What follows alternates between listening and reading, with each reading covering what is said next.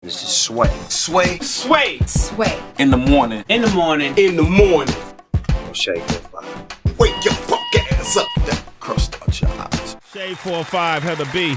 Yes, talk to me, Man, come Sway. on, Heather. Come on. Come on, man. Come on. There's some people in the game. We were talking about this earlier when we were talking about this GQ list, and they gave Kendrick Rapper of the Year, and then people start throwing other names out there, and it was, well, some names, man, I don't care what you say. They're in the Raptors no matter what. You don't even put them on the same level as competition as these other dudes.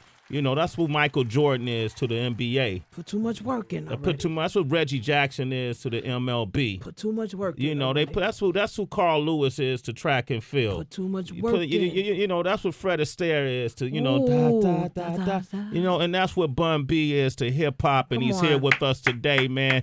Bun B, the legendary.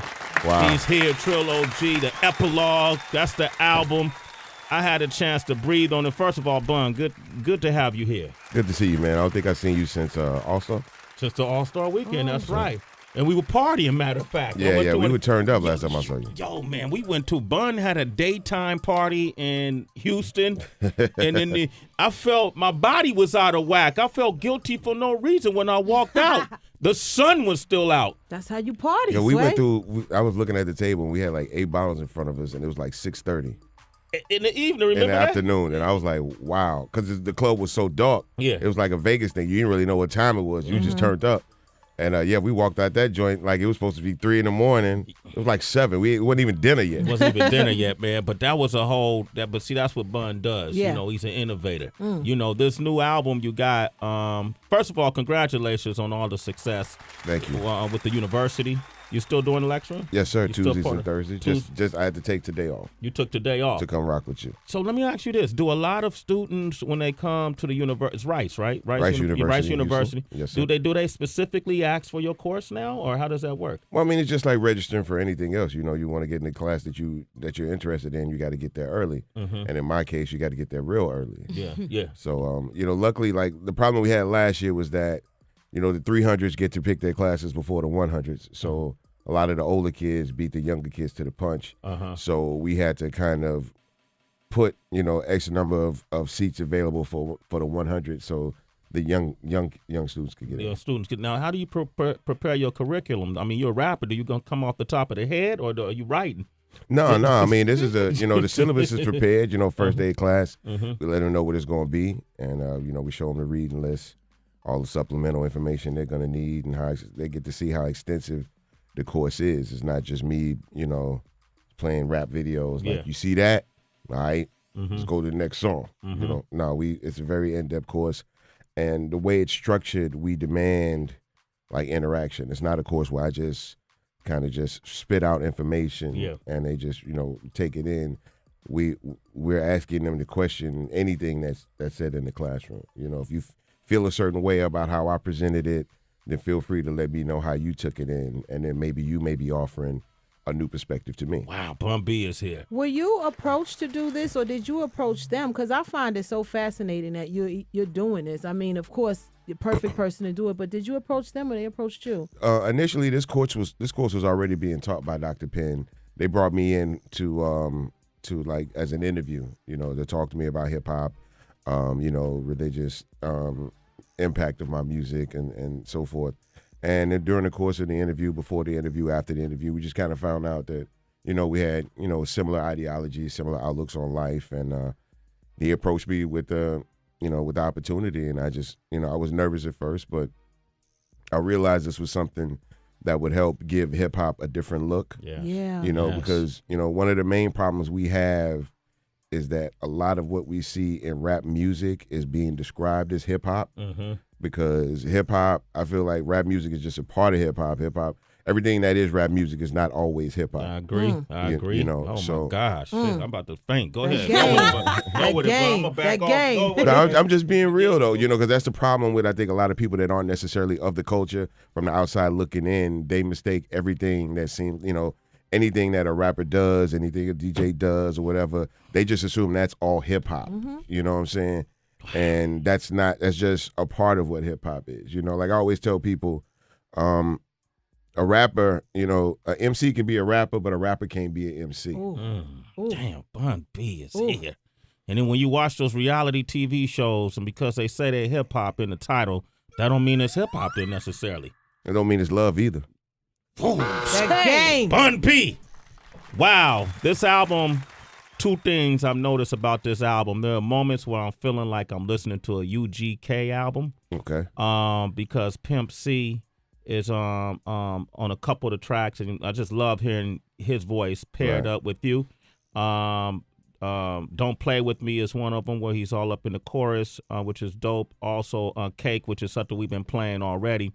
But the other thing, the spirit of the album, listening to Off Top, listening to I Like the Legendary, listening to The Best Is Back, listening to Gladiator, when you start off the verse, they thought I was over, they thought I was done, they said I wouldn't last, now I'm the last one. Yeah. Is that how you felt though? That's exactly how I felt. Hip hop by nature is a young man's sport. Yeah. You know, so, you know, I'm 40, which is like 65 in rap years. Mm-hmm. So I was supposed to be gone a long time ago. The game was supposed to chew me up and spit me out a long time ago. Mm-hmm. You know, I'm not the most in shape dude. You know, my wife think I look good, but I don't know about that many other people. That's all that counts. You know, so, but you know, there's a lot of different factors that if you looked at me, I probably wouldn't fit in those parameters. Mm-hmm. You know what I'm saying? But the one thing is that I don't feel that, you know, even after being in this game for 20 plus years, I don't feel like anybody wants to be a great MC as bad as I do. Yeah. Like I came up watching hip hop being created, and I came up watching the first great legends of this culture. So that's who I emulate, you know what I'm saying? So every time I pick up the mic, I still think of how Rakim felt to me, you know, how Cool G Rap felt to me, how Chris Parker, KRS-One, who I think probably doesn't really get a lot of credit as far as MC talent. I think 1-to-1, he could probably at any point in time eaten up any MC. Period. You know. KRS-One. Yeah, I think it'd be hard to say if that anybody was better than KRS-One when he was at his best. Yeah. Because that's what he was all about, waking up every day taking MCs out. And that's kind of mentality that I have. And it got to the point where like now the young dudes, they don't think that they can be better than us. So they never will be. Yeah. You know, and that's the problem. And I used to look at Rakim and I was like, yo, I want to walk in the room with them dudes and them dudes say that I was nice. Yeah. You know what I'm saying? And I don't think people think like that anymore. I think MCs walk in the room and they want other MCs to see they paid. Yeah. Oh, Bun B is it? Bun, you know, which is there's no problem with that because that didn't exist for hip hop for many years. Like the money side of it did not exist in hip hop in the form that it does now. Yeah. But then, you know, we have to look and see if we're, you know, compromising the talent for the cash flow because, I mean, well, it depends on what you come in because a lot of dudes are not coming in with any really, you know, idea of what the culture represents. Yeah. So sometimes we can't get mad at people that don't represent hip hop the way we want them to because we left a lot of these young dudes hanging. We didn't raise them right. We didn't pass down the information. I want to open up the phone lines for Bun B. Is here, man. I want to play this Gladiator track if it's all the same with you. I love it. Truck Buck. All right, here we go, man. It's Bun B, 888-742-3345. True gladiators right on deck. Always say that. We got true gladiators in here.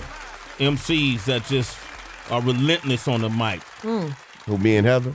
That's right. You and Heather, Bun B and Heather B. That's right. Yeah. A lot of B's in here. Bun B, Heather right. B. And we from that school. There it is. Handle that. What up, B? This album, you would just, you know, it's so lyrical. You know, there's songs with Royce da 5'9" and Redman on it. There's songs with Raekwon that's on it. These are songs that you typically might not in the past expect Southern artists to collaborate with. But now it's the right time. The times have changed, right? Well, yeah. For me, you know, it's all about sharpening my skills. Yeah. So in order for me to do that, I have to be around great MCs in order to, you know, keep myself in great MC mode. Yeah. So, you know, people like Redman, you know, highly underestimated for his lyrical ability. I feel like almost his entire career. Like he's always been greater than they ever gave him credit for. And they used to give him pretty pretty high credit. Yeah. You know, pretty high praise.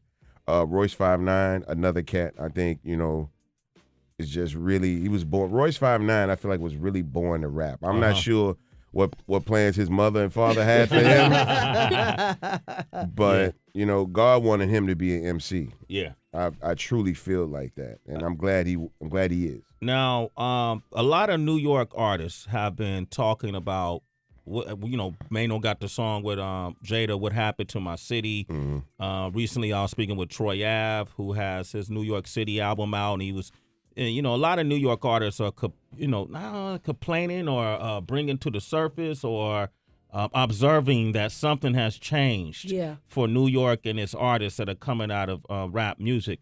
I dare to say Houston have been going through some transitional issues, if you will. Identity crisis. Identity crisis, Absolutely. Right? Speak on that for me. Well, the issue with Houston is that, this is the post-Screw era. Yeah. Prior to Screw, the early days of Houston hip-hop were very lyrical, started on the backs of MCs like Scarface, of course, but also people like E from OG Style, people like Rick from Royal Flush, people like 3-2 and Big Mike. A lot of these guys from the pre-Screw era were hardcore lyricists. They were just adamant about letting people know we are MCs, because that was the battle in those days. In the early days of Houston, it was about recognition, and it was about people acknowledging that we are just as capable as any MC from anywhere. Yeah.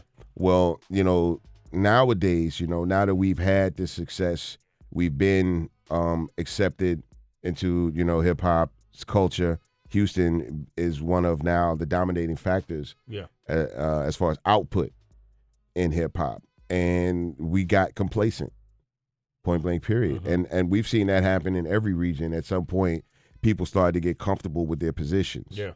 And they start to take things for granted. You got to always be hungry in this game because everybody else is. Yeah. There's a million MCs you will never see that are every day waking up trying to come at you. That's right. And you got to keep that in mind, and you can't think that the money and the status builds a big enough wall that people can't climb it. Yeah. At some point, they're going to get over that wall, and they're going to get at you, and then you're probably not going to be ready because you've been so concerned about the wall.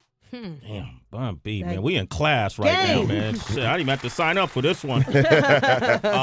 You have one of the most, Tracy G was bringing this up earlier, but there's been voices in rap that have always just cut through the norm. Ice Cube had one of those voices. Yeah. Chuck D had one of those one of those voices.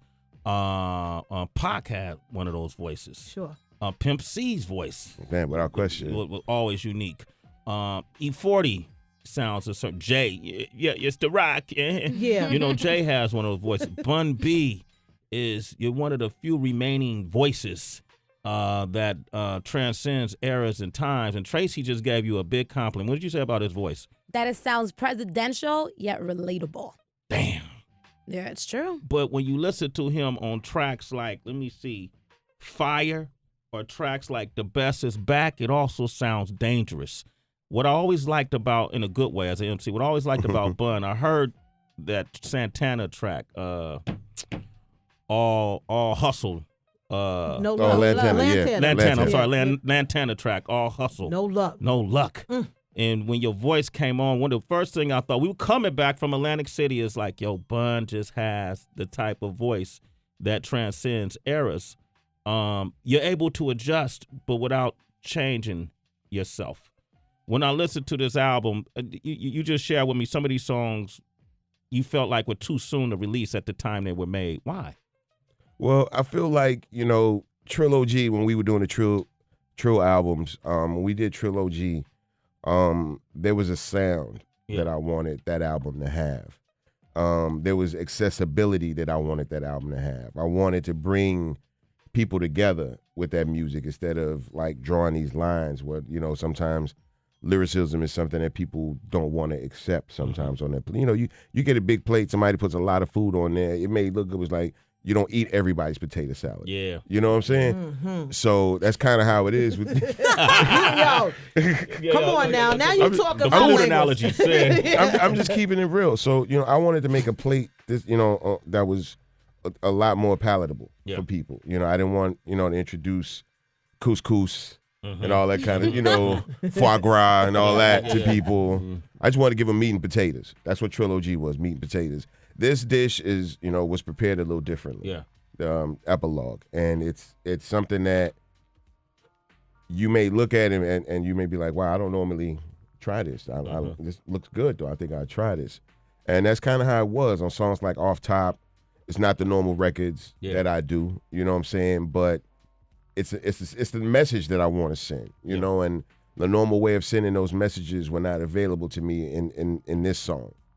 I felt like it had to be presented a certain way. You know, I want to play Off Top and then take some phone calls and let Heather and Tracy get a chance to ask questions because I know you have to go. I know it's a tight schedule. Let's play Off Top. 888-742-3345. 28 minutes into the hour is Bun B. That's Off Top, Bun B. The epilogue. Pick that up. Trill OG. Yeah. He's here real quick. Happy to be here. Man, it's good to have you. Lamar's in Alabama. Real quick, Lamar. Everybody got questions. We got to go real quick. What's your question?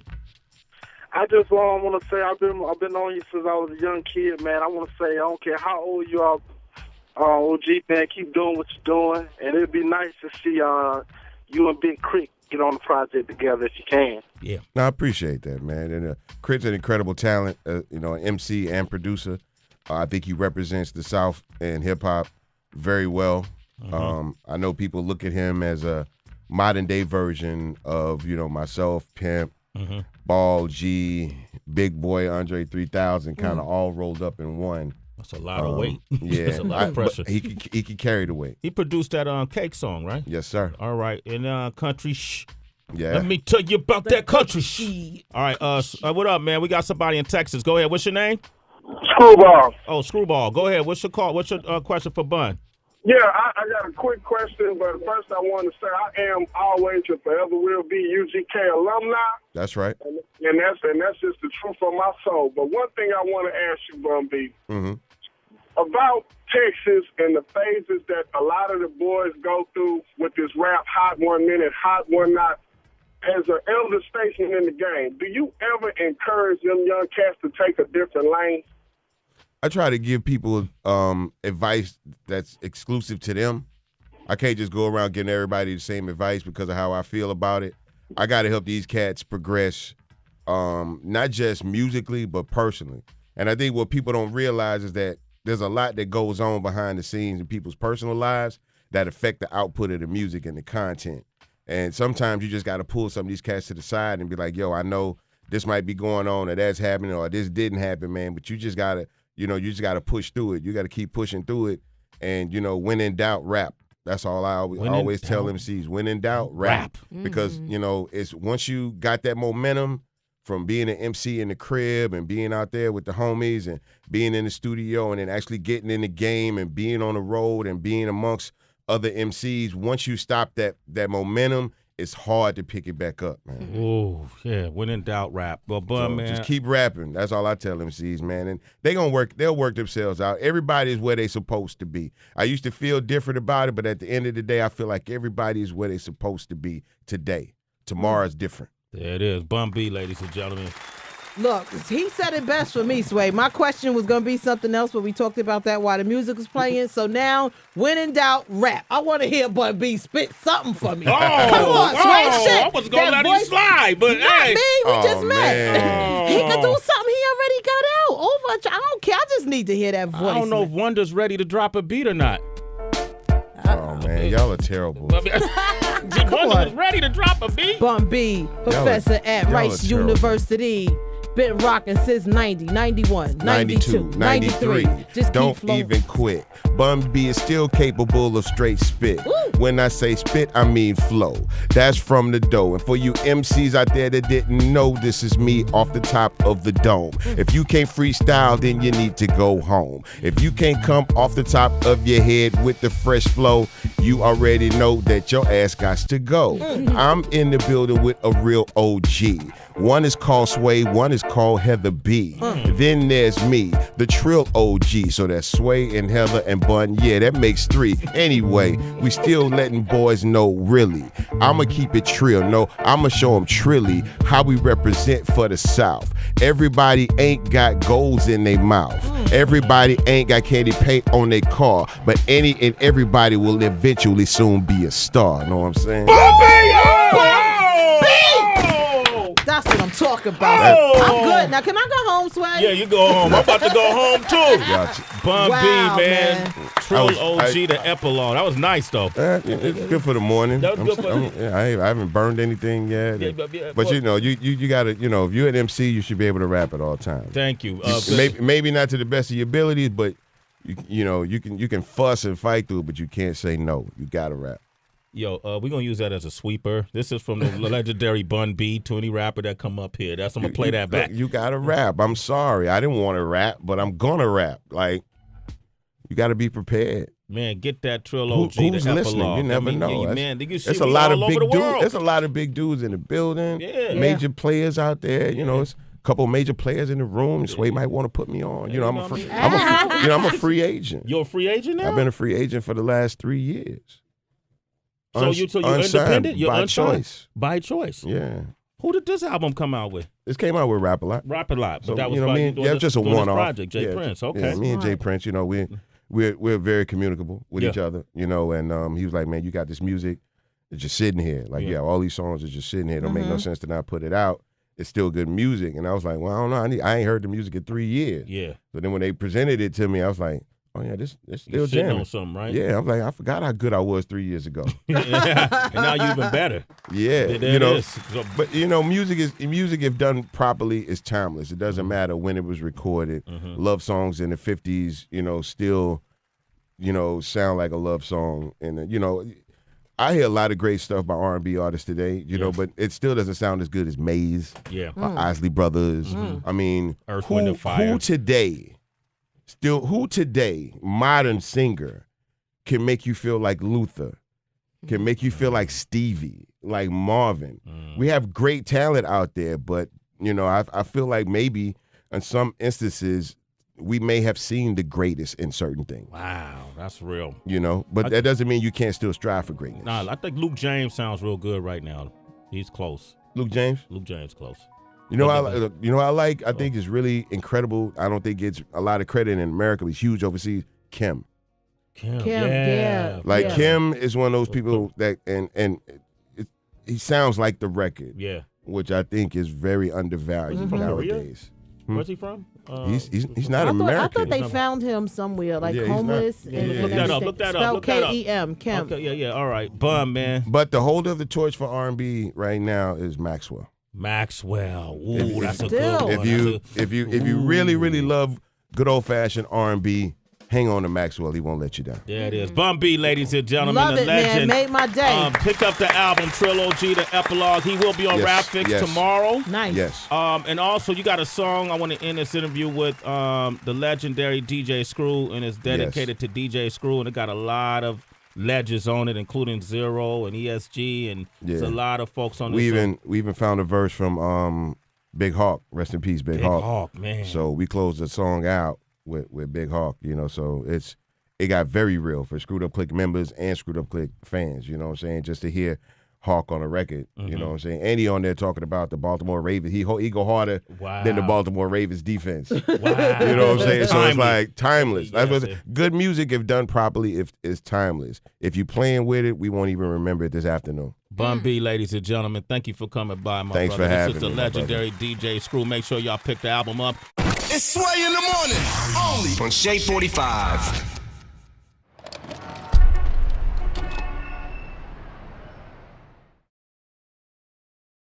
To me. Wow, Bun B is here. Were you approached to do this, or did you approach them? Because I find it so fascinating that you're doing this. I mean, of course, the perfect person to do it, but did you approach them, or they approached you? Initially, this course was already being taught by Dr. Penn. They brought me in to like as an interview, you know, to talk to me about hip hop, you know, religious impact of my music and so forth.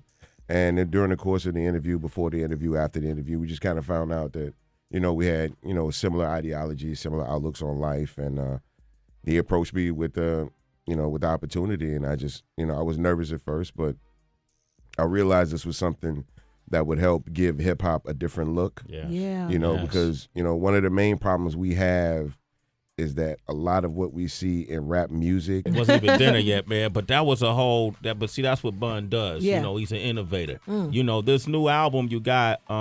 First of all, congratulations on all the success. Thank you. With the university.